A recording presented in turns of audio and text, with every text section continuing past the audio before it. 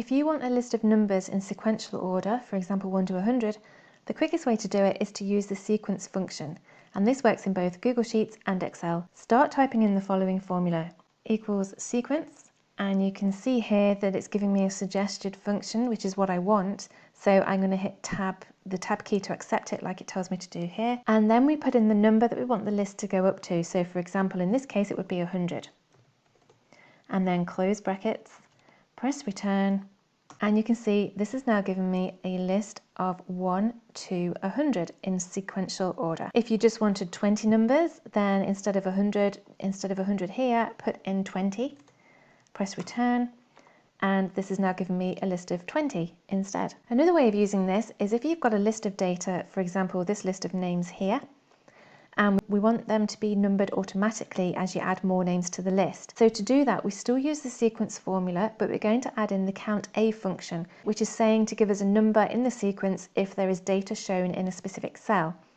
So we're still going to use the sequence formula, so we're going to start typing in equals sequence, and again press the tab key to accept the suggestion. Then I'm going to type in count A and open bracket, and it's telling us to put in a value. So in this example, we want to put in the range of data that we want to be counted. So in this example, it's going to be anything in column D. So I'm going to click on the column header for D and it will automatically highlight that column. Then close bracket, and then we're going to close bracket again to finish the sequence formula and press return.